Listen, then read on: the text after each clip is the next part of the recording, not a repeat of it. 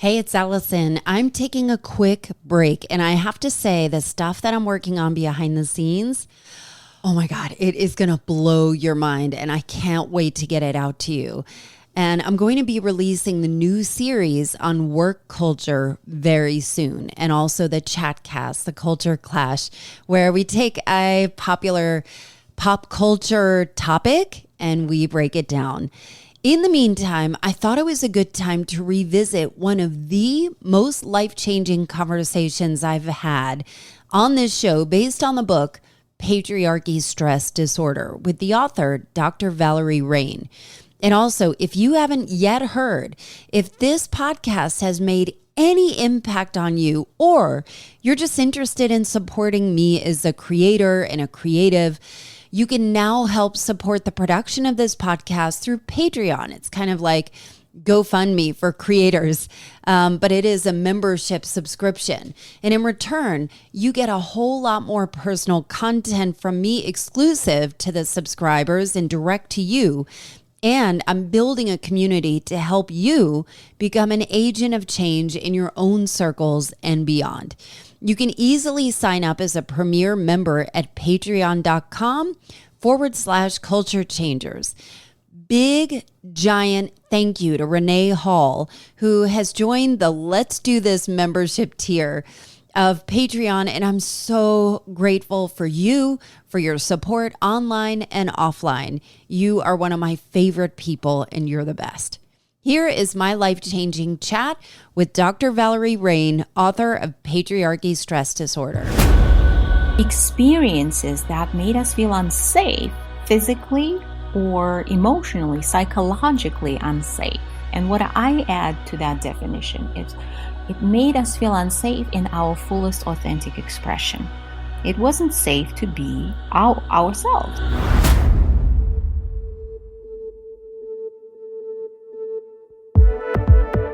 I'm calling an audible on this week's podcast episode, and for good reason. First of all, if you listened to last week's solo cast and reached out, I can't thank you enough for your support, so many big changes and new beginnings. If you listened, you probably heard me talk about the book Patriarchy Stress Disorder and how much it impacted me in such a profound way. If you haven't read it yet, every damn word feels like all the lights are turned on in your body for the first time.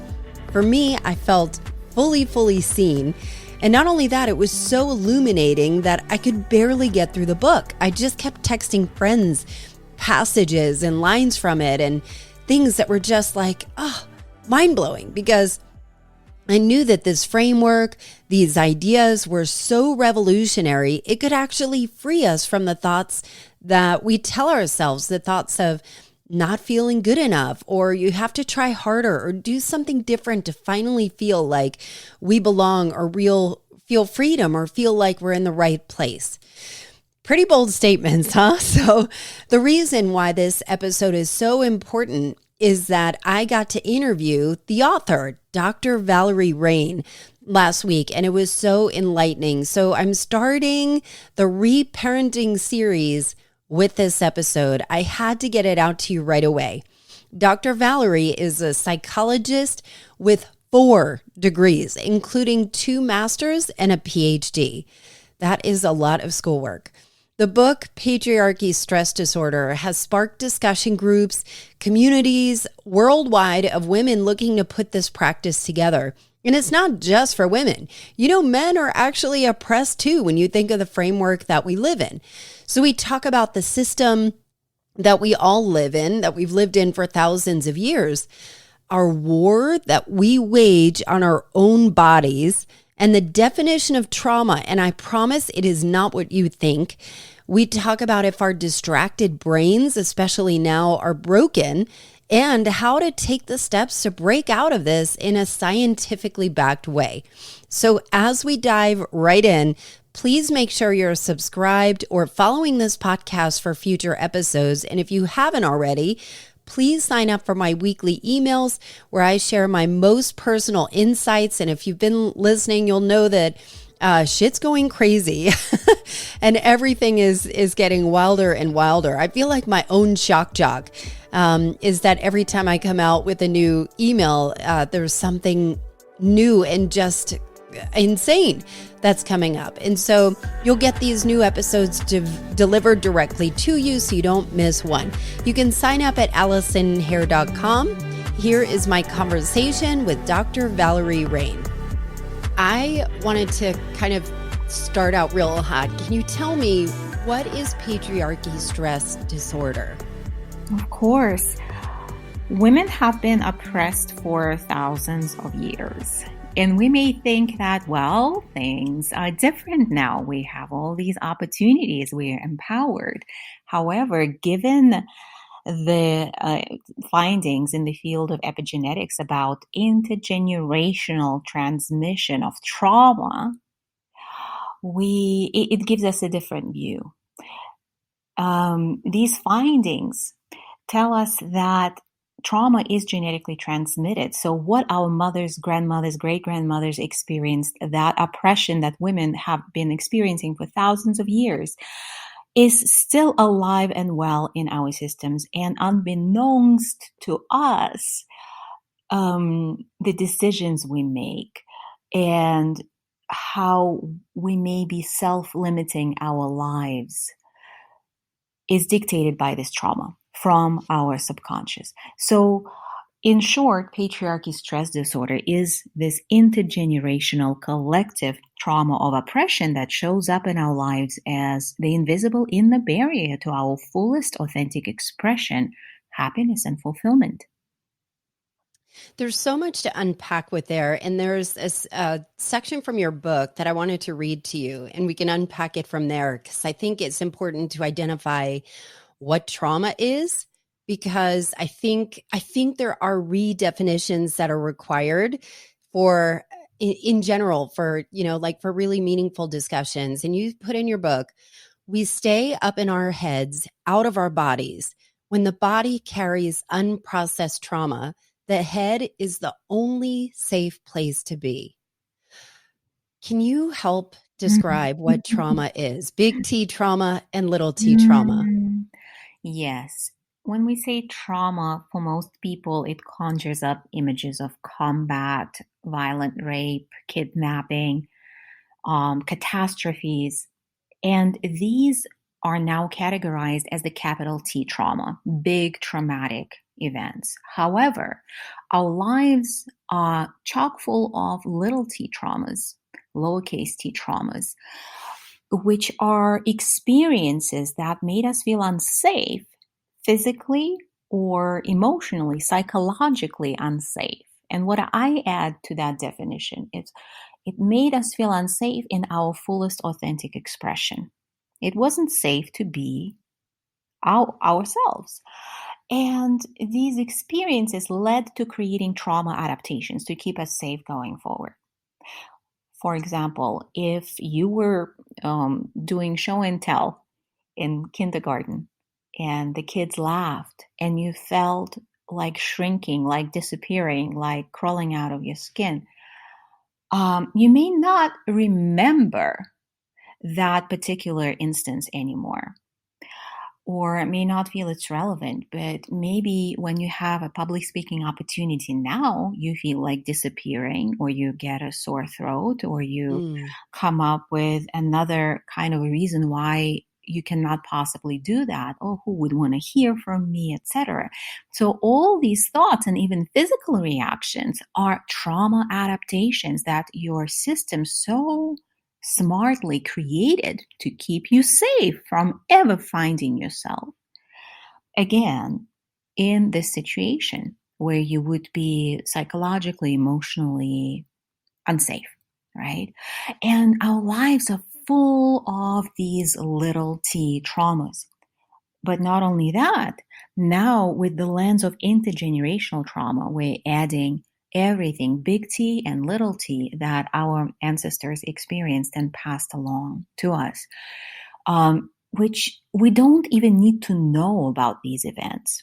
And that's important to understand. Whether or not we know about what traumas have been passed down to us, they are affecting us, and we know their effects. We know if we're holding back from fill in the blanks, or if we're not fully experiencing fill in the blanks, if we're not able to fully relax and enjoy intimacy with a partner, or reach an orgasm with a partner or solo, if we're not fully expressing ourselves and our work in the world, if our bank account is not fully showing, reflecting our contribution in the world, like all these things we may try to ascribe to, oh, I'm just not good enough at Mm. that. But I challenge that, because we're brilliant and our contributions are significant and our potential is unlimited. So, how come we're not living into the fullness of that potential? And the reason is trauma. I think what is interesting about how so as you're speaking about, some of these things of like, why is my bank account not as big as I want? Or maybe there's something wrong with me. Yeah. And what I found from your book especially is that, the notion that there is nothing wrong with us. There actually are bodies and appropriate reactions to trauma that are keeping us safe. And that was really liberating to hear. But when you say about it doesn't really matter to know if it is ancestral, if it is intergenerational, Mhm. is there a need to identify the difference between ancestral, collective, and personal trauma? In some ways, I think in the way of understanding, first, as you said, understanding that it's not you. There's nothing wrong with you. And sometimes women, I worked with so many women, first as a psychologist in private practice, and now in our company, we run programs where women can heal collectively, because collective trauma requires collective healing. But from the days when I worked as a psychologist one on one to now, pretty much every woman comes in with this bias that she is somehow not getting it, like she is failing somehow, she is not getting this right, she's getting this wrong. So the first level of healing is understanding that it's not her, it's trauma. And then she goes, oh, but I had a normal childhood, I had a normal life, I don't have Mm. trauma. And that's where the understanding of, well, little t traumas is important, and also intergenerational and collective. We're all interconnected, and when we're exposed to media, which is all the time, media, social media, information travels so quickly now, and we know what's going on around the world. We know the state of women in Afghanistan. We know the state of women in Saudi Arabia, where, by the way, women got the right to vote in 2012 and got the right to drive, I believe, either in 2018 or 2019, very recently. So it keeps on retriggering that deep trauma, that deep wound of PSD, which I call the wound of worthlessness. Mm. It keeps reminding us that as a woman, I'm worth less than a man. It's not a conscious thing. Consciously, we may be so confident, we may be so competent and know it, but our subconscious keeps on getting these reminders. Yeah. So, one thing, you opened the book talking about your own bout with what you thought was a stroke. Yeah. And how you just can you share that story, because I think it's so powerful and Mm. relatable. Yeah. So I was living a really, a really good life. I had everything I ever wanted and worked so hard for. I had 2 graduate degrees in psychology, which tells you something about my commitment to figuring out what's wrong with me Mm. once and for all and fixing it. And I had a thriving private practice in New York. I had a lovely home, a family I loved, and I loved my work. And one day I was on the phone with a client when I noticed I was smiling only with the right side of my face and the left side of my face. And then my left arm, the left side of my body got numb. And I quickly Googled what's going on, and I saw the word stroke come up.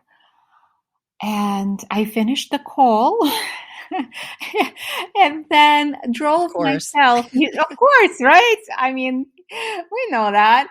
I drove myself using my right arm. I drove myself to the emergency room.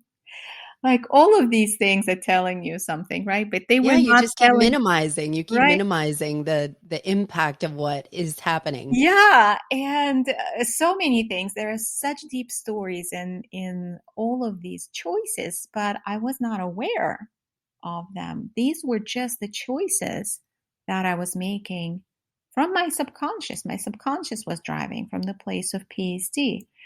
And yeah, and these are deep wells to unpack. So once I landed in the ER and they scanned me up and down, I I actually began to feel better because for the first time I was able to just be and not Oh my answer God. phone calls, not take care of anyone.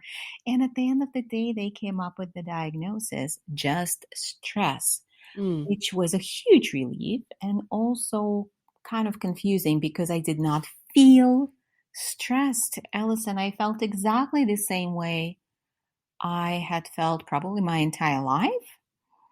And that was sobering. And that was something that made me really question how come my system was running this high level of stress and I wasn't even aware of it. And one more choice I made that day was once I got the diagnosis, I knew it was not a stroke. I looked at the clock and I realized I could still make my evening client appointments. So I quickly changed out of the hospital gown and drove back to the office and saw my clients as if nothing had ever happened. Good Lord. You know, Right? I say good Lord, but I have remembered every single surgery that I've Mm, had over the past mm, 10 years, and I have worked from the moment I get to surgery right. to the moment I'm like, like alert enough Mhm. to be able to take a phone call, and Yeah. have never given myself the space to just be and just take time. And so, one thing I heard you say on another podcast is that you run into women, and I relate to this, that wish they could get sick. Like, yeah, COVID Mhm. sounds awesome. Like, I have found myself wishing it has somehow managed to skip our home, but have found myself like, wouldn't it be kind of nice to just have some downtime, just an excuse to stop? Mhm. Why do we feel the need to run so fast? Can you talk a little bit about this hustle culture, which I think people are starting to awaken from, but there is still such an innate engine that's running in us Mhm, that mhm. just won't stop? Yeah, I don't think we're awakening from it in the least. You don't. Uh-uh. Hmm. What do you see?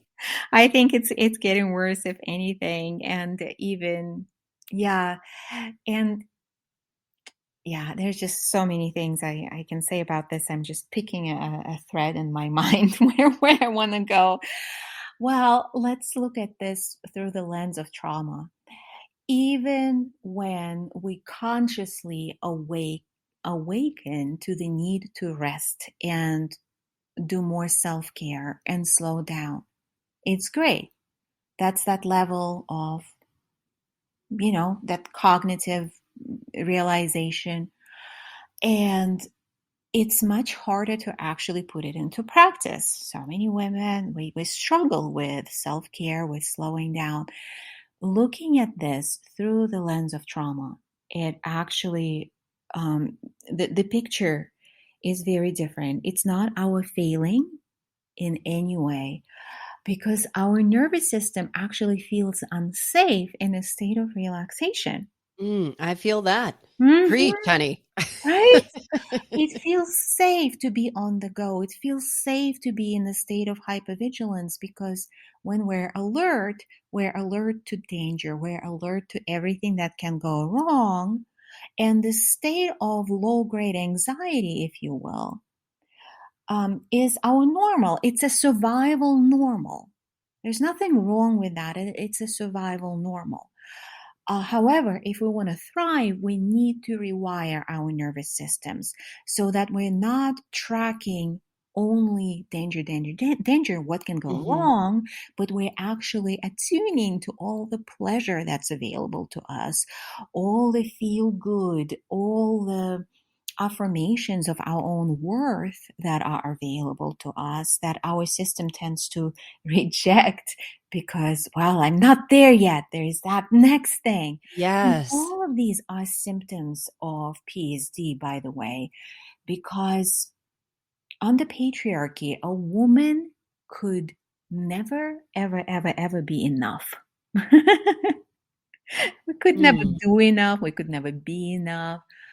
Our opinions never mattered. We never had anything important to say, contribute, do. Our labor has been unpaid. So there's another aspect of us working so hard as if to try to outrun this conditioning. Mhm. I'm never enough. I'm never enough. But maybe I can be enough. I'll just answer another email. I'll take another call. There is also that. So when we heal PSD, we work both with the nervous system to make it actually feel safe to slow down, and we work on rewiring the subconscious programming so that Mm. we can be unconditionally enough and worthy. So there were so many aspects of your book that really covered some things that I think we struggle with, but never give voice to. It's so Mhm. culturally acceptable to hate on our bodies, Yes. to, like we're in January now. So people Oh. have New Year's resolutions. This is it. I'm going to finally get skinny. I'm finally going to go to the gym. I'm finally going to do this. And one thing you said in your book, most of us don't experience our bodies as our friends. Rather, they are things we have to manage and torture into compliance. We scheme about how we can squeeze more energy out of them or squeeze them into a smaller size dress with Spanx underneath. Holy shit. Dr. Valerie, it just was like a light bulb going on Yeah. because we're so angry at our bodies. We try and dominate Mhm. and try and Mhm. outrun it. And I do, like tell us about the war with our bodies. Mm. And that's also um, a very painful casualty of the war on women that patriarchy has been waging forever. And by the way, when I say patriarchy, I don't mean men, don't Yes. mean individual men, I don't mean men as a collective. I mean a system of inequality and oppression that, by the way, traumatizes men, traumatizes people across the gender spectrum differently. Focusing on women in the book, however, it is a truly an inclusive invitation to healing, right? So it's a little segue Mm. when I talk about patriarchy and the war on women's bodies. Patriarchy has claimed ownership to women, to our bodies. Women never actually owned their bodies, their lives. And patriarchy put certain conditions on women's survival. And women's survival has always been attached to women's attractiveness to Hmm. men because women's survival has been attached to a man providing because women didn't have a means to provide for themselves through no fault of their own. And so those rules, patriarchy has been deciding through each historical era what a woman's body should look like, and different cultures approached that in different ways. From foot binding to corsets, um, to all sorts of, now we have all sorts of surgery available, and of course, endless ways of torturing and beating ourselves into compliance through punishing diets, compulsive exercise. Again, arising above this noise, even if it's the noise in our heads, and seeing the bigger picture is necessary. Okay. There's nothing wrong with wanting to release the weight that doesn't feel authentic, right? Or no, there's nothing wrong with that. However, if the deeper motivation is, and it's hard to admit to ourselves sometimes where the motivation Yeah, is I coming love myself when. I'll from, love right? myself when. Yeah, and this is it, Allison. This is a great litmus test. Are you thinking about rewarding yourself, right? When you release a few pounds. Oh yeah, when I release a few pounds, I'll buy myself that dress.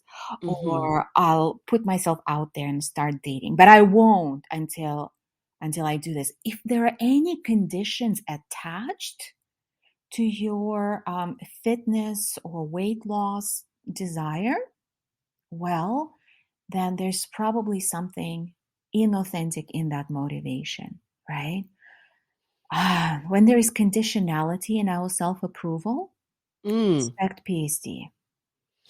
I think that's where we get stuck. We get stuck culturally, we get stuck because there does not seem to be an easy way available. I think there is now that I've read your book, but an easier way, but it just seems so difficult to go against the grain. And one of the things that stood out to me about your book, especially in the beginning, where you said you have a lot of high achieving women, I guess, that would come to you in your in the beginning in the psychology practice, and then through the workshops that you host now, that would say, Dr. Valerie, I'm so distracted. Do I have ADHD? Do I have onset ADHD? Mm-hmm. And so I struggled with that as well, where I started to, go to the doctor. I was thinking about getting a brain scan because I cannot read a book.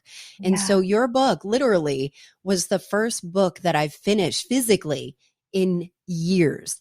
Like amazing. even books that are like 40 pages, I have not been able to Mhm. finish. And I thought, God, there is something wrong with me. But then through your book, you're saying, no, it's not that, and that was really liberating for me. And what I found is that I don't have ADHD. I'm actually hyper focused when I'm interested. I'm Yeah, actually really good at it. yeah. But if it doesn't feel authentic, that's when I'm looking for something to distract me, whether it's social media, Mm, whether it's Netflix, whether it's something yeah. that doesn't feel like I'm being constricted and feels expansive. Then I can podcast, I can write all day. But, Mhm. and so I wondered what if I'm experiencing that the way that you are positioning it in the book and what you've seen in your practice. Yeah, I'm so glad you brought this up because so many women find themselves in that situation. Oh, I just can't. What's wrong with my brain? Yes, Well, there are it's a lot social of media. Social media did it. there are a lot of things going on, Clickbait. right? There are a lot of things going on. There are so many things fighting for our attention. We need to take care of so many things. Our families, and if we have a business, our teams, and all the things. Or if you have a job, I'm sure you have a ton of things to keep track of at any Hmm. given moment. So there is that, and layered on top of that or underneath that is that engine running of our nervous system constantly being hypervigilant and constantly looking for threat. So that in itself demands a lot of our attention capacity, a lot. Hmm. And we don't What? even Whoa! realize that. I need to hold it for that minute. Yeah. That's really powerful? That if our bodies are so hyper vigilant that we're always looking, we're just exhausting Yeah. ourselves, just Yeah. feeling like we're always in threat. And so the Absolutely. distraction is almost like a protective adaptation just to take the pressure off for a You minute. got it. Wow. Absolutely. And we don't realize that because, like, what we know is what our thoughts are telling us, and our mind is a meaning-making machine. It's going to make up a Mhm. story one way or another. So, for example, if we have an important email to respond to or a proposal to write, it feels subtly unsafe in our system. Somewhere, somehow it feels unsafe. Mhm. And if we are not aware that we're feeling unsafe, because to be aware, we need to be in touch with the body and how it actually feels. And this is something we get into doing this work of healing, right? Getting really in touch with your body signals so that you can know the truth, which doesn't necessarily come from the mind, because the thoughts are so quick to just create a story. Oh, well, you first need to do social media research. Mhm. And then 4 hours later, oh, I don't have energy for this anymore. And But I do know what's going on with Kim Kardashian and Pete Davidson. That's important too. it's phenomenal how our culture really conspires to it is so set up to keep us in these adaptations, to keep Mm. us numbing, to keep us distracting, so that we never actually step into our full power. And again, there's nothing wrong with just I'm just going to give myself a break and just enjoy some mindless entertainment. There's nothing wrong with that. Mhm. But the key is knowing when you're doing that, why you're doing that. Because if it's an escape from something that feels unsafe, right? You just want to know what is it that's making you feel unsafe. And I use that word a lot, unsafe, unsafe, unsafe. And our listeners may be wondering, well, I'm not a fearful person. I really don't think I feel unsafe. So it may be not the experience that you are consciously familiar with, but it's never been safe to be a woman in the world, period. So the baseline of our existence is feeling unsafe. Um, but it's so normal. It feels so Mm. normal. Like stress felt so normal to me. I didn't know when it was at the point of my body shutting down. And that's why it's so important to keep having these conversations like, wait a minute, wait a minute, wait a minute. If I felt completely safe in my body, what would I do? I don't like the question, what would you do if you had no fear? Because, like, my answer to that would be not much because I would be dead. I would walk onto oncoming traffic if I had no fear, right? Fear is important, but it's very important also to know what it feels like in the body when you are safe versus when you're unsafe. And most of us, like, I know I did not have a reference point for what safety felt like in my body for a Mm. very, very long time. And I was never in my body. I was always in my head. In my 30s, I began getting into my body little by little. It was a totally new experience. But I wanted to circle back to ADD, ADHD for a moment. We have amazing, amazing transformation stories that we hear from women in our programs. We never know where this work is going to take them. And quite a few stories that we've heard have to do with ADHD symptoms. One of our Sure. survivors was on medication, what was diagnosed was, and the medication was helpful. And doing this work, she realized that her brain was functioning differently and she was finding herself like really hyper focusing and jittery. And she went back to her prescribing physician and she described her symptoms, and they decided to cut back on the medication and then take her off the medication because she no longer needed it. That is so huge. And one of the things when, I think there is I don't know if it's a paradigm shift. It feels like a paradigm shift to me. But when you talk about the system is not set up for women to thrive, the Yeah. system is set up where they are worth less, like you said. And so there is a mentality of like, push through it. I'm not, I'm mind over matter. And something in your book, I'll read for a second. I am not a victim of these circumstances. I rise above them. I'm strong and won't let something like this affect me. I just get over it and move on. I don't let these things bother me. This is all victim mentality. I Mm-hmm. imagine that people are listening to this thinking and maybe have some resistance to this Mm-hmm. idea Yeah, because there is, and especially when I was younger in my 20s, there was so much of like, I'm just going to push through it. I'm just right. going to be superwoman, where I'm a mother in my 40s with a full-time job and a couple podcasts and a blog and a lot of stuff going on. Mm-hmm. And where I'm like, I don't want to be superwoman anymore. I don't want to be Yeah, supermom. I want to be at peace. And that is good for something I've you. been shifting, but I'd be curious to get your thoughts on the victim mentality, Yeah. resistance that might come up with the Oh, ideas no. in this book. Yeah, yeah. Thank you for bringing this up because it does come up. And here is the crux of this misunderstanding. By naming the condition accurately, we actually stop being a victim to something that's invisible and that's controlling us, unbeknownst to us. Now we have leverage to work with it, and now we can actually effectively heal versus just pushing that boulder up the hill all the time and it just keeps on rolling back and we keep on working so hard and it becomes our identity. I gotta work hard. I gotta work hard. Struggle becomes identity, our identity. So interestingly, that refusal to, oh, I'm not going to be a victim actually does keep us stuck in a victim state.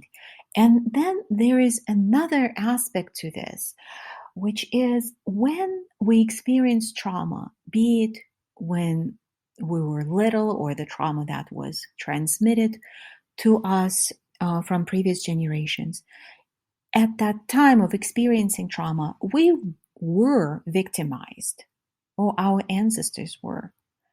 It's that moment when we actually were a victim. And in order to heal and reclaim and liberate ourselves from that state of victimhood, we need to heal that trauma. And we need to tend to those tender parts that are stuck in that victim place. And ironically, by refusing to go there, by refusing to quote unquote be a victim, we stay a victim Mm. because We those the parts are struggle. driving, yeah, those parts are driving the bus from our subconscious. We know from neuroscience that it's the subconscious that decides our actions. The mind simply jumps on board to rationalize why we're doing or not doing this or that. But it's very important to understand, right? Make the unconscious conscious on our road to not being a victim. Yeah, so I think we've successfully identified the problem. We understand the structure through our conversation today. What does healing look like? Where do Mm. you even advise somebody to start? Mm. Well, if this is resonating, a great next step would be to either download the first chapter of the book that's available on audio and also in PDF form. You can do it at drvalerie.com/book. And if that resonates, join us for the Thriving Experience. The thrivingexperience.com is where you can register. Tickets start at free. And this is really an environment and an opportunity to take that learning and begin to live it, to go from information to transformation. That's where we're teaching the tools that we use in our programs.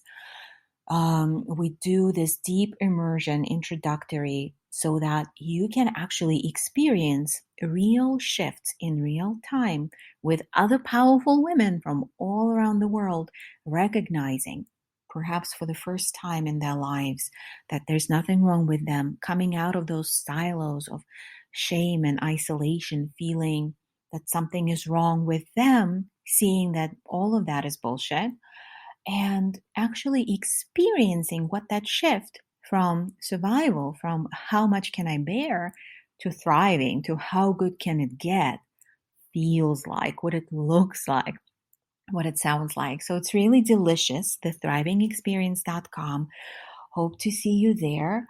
And in the book, um, the 5 stages that we take our participants through, and the 5 stages of healing, I've mapped those out so that you can really understand what it takes. So it's not some kind of an abstract idea, but you can start applying it to your life. And there are some starter tools in the book as well. And you can download more on my website, drvalerie.com, so that you can start experiencing the shifts in your body and in your life. The biggest danger of this conversation is that it stops at the level of conversation, that you remember, oh, all right, well, that was interesting. It was an interesting concept. Yeah. How do you put And it into practice? right, yeah, and it just stays there. And PSD wants exactly that. Those trauma adaptations, I call them prison guards, they are committed to keeping the status quo intact. So they will tell you stories like, oh, that's okay. You don't need this. Your life is good enough. And I just challenge you, if something resonated in this conversation, take that next step today. Take that next step. Make it a very easy step. Maybe it's just downloading the first chapter of the book. That is free. And then the next step, and then the next step, if that keeps on calling to you. Because truly, you're not alone. You don't have to go it alone. Collective trauma requires collective healing. And we do have a very powerful community of women who are on this journey together. And what they are discovering every step of the way, from multiplying their business revenue while carving out so much more time and having so much more fun at the same time, to, just raising the bar on their health, vitality, on the intimacy and connection and everything, right? Their life experience. We're learning from them every day what's possible, what becomes possible with this work. And I would love to learn from you as you get on this journey of exploration. So please don't be a stranger. Oh, girl, I won't. I think what has been really liberating for me, especially finishing the book this week, where I started to feel so much differently. I felt like a weight lifted. And one of the things, one of the tactical, practical healing techniques was, when you start to feel anxiety, when you start to feel that discomfort, you thank it and say, oh, there's my body protecting myself. Wow, that was really nice. And so it wasn't, what I liked about it is it wasn't just power of positivity, just kind of forcing its way through. It was almost a compassionate, hug to understand that, not like, oh, why is my body doing this again? Why is my mind going bananas? It's because it's an adaptation that you're trying to. So I love that concept of it. And as we wrap up, what do you know that you wish other people could know? That there is nothing wrong with you. There's truly nothing wrong with you. I'm going to say that again. Yes. There is nothing wrong with you. And I know it's hard to believe because we grew up believing the opposite, right? And it's just something that opens up a whole new paradigm to living a life of how good can it get versus how much can I bear. And I'm excited for the world where more and more women reclaim that deep knowing and understanding and align their lives with their deepest authentic desires. What a wonderful world that would be. It sure would. And I think, I love that line, let it be easy. And Mhm. so I guess in my mind, as I start to implement these practices of, kind of understanding where it's coming from and having love and compassion for it, and, having these practices to kind of counter some of the stress and some of the, the tension that's been stored up in my body for so long. What if it could flow freely? What if it didn't have to be so hard? What if, Yeah. it could be easier? So I think that's a beautiful way to end. And I'm so grateful for this. How do people get in touch with you, Dr. Valerie? You can follow me on Instagram. I actually love DMs. I'm at Dr. Valerie Rein. And if you do download that first chapter of the book or the book resources, then we can also stay connected through the newsletter, the Thriving Notes. And of course, I would love to see you at the Thriving Experience. That's where we can meet face to face and play together and heal together and just have so much fun. Wonderful. Well, thank you from the bottom of my heart. You're doing really, really powerful work, and I cannot wait to see the ripples that it causes with all that interact with these ideas, because they're powerful. So thank you. Thank you so much, Allison, for being a shining champion of this healing for everyone. I wish I could properly describe what it felt like this week after finishing the Patriarchy Stress Disorder book. I felt like a weight had been lifted off of my body.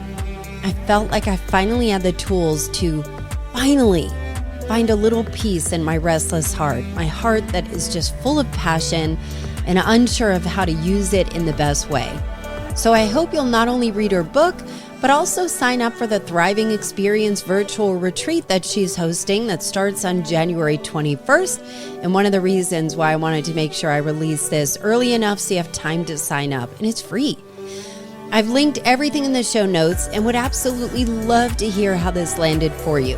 And speaking of hearing from you, can you leave me a 5-star rating on whatever listening platform you're listening to? Spotify just added the opportunity to rate podcasts, and it would mean so much to me to get feedback on what you think, how it lands. Also, follow me on the socials and sign up for my emails at AllisonHair.com. Thanks for listening, and I'll see you next time.